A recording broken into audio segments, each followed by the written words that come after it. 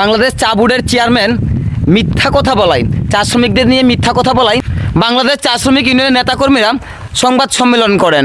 এবং ধন্যবাদ জানাই বিশেষ করে বাংলাদেশের ৭১ টিভি চ্যানেলকে। আমাদের চা শ্রমিকদের যে ভুল ভ্রান্তিটুকু ছড়িয়ে দেওয়া হয়েছে গোটা বাংলাদেশে, তার সত্যতা তুলে ধরার জন্য এবং সংবাদ সম্মেলনে আত্মপ্রকাশ করার জন্য ধন্যবাদ জানাই ৭১ টেলিভিশনকে। হ্যাঁ, দেখতে থাকুন, তারপর আমি কিছু কথা বলছি।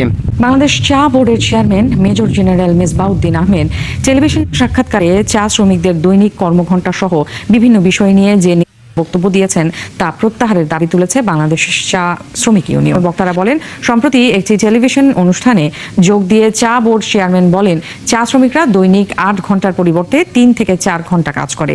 চা শিল্পের লোকসানের জন্য দায়ী শ্রমিকরাই, অথচ বাস্তবে চা শ্রমিকরা কত করেও এখনো মজুরি এবং প্রভিডেন্ট ফান্ডের টাকা পায় না। এছাড়া তারা বাসস্থান, চিকিৎসা সহ নানা সমস্যায় জর্জরিত। তাই অবিলম্বে চেয়ারম্যানের এরকম বিভ্রান্তকর বক্তব্য প্রত্যাহার করা উচিত। একটা কথা স্পষ্ট মনে রাখবেন গোটা বাংলাদেশের মানুষ, আসলে আমরা কিন্তু চা শ্রমিকরা কখনো কিন্তু কারো ঠকিয়ে খাই না।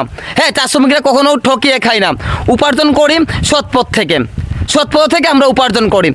আমাদের চা শ্রমিকের কারণে সত্যি কথা কখনো কোম্পানির লসে পড়ে না এবং আমরা কখনো কোম্পানিকে ঠকানোর জন্য কোনো প্রলোভনও দেখাই না।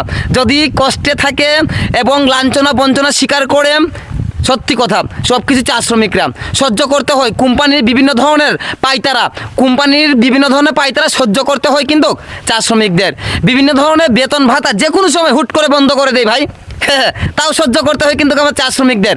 তাই এই সংবাদ সম্মেলন যাতে সঠিকভাবে আমরা সঠিক জবাব পাই আমাদের বাংলাদেশ টি বোর্ডের চেয়ারম্যান মহোদয়ের কাছ থেকে।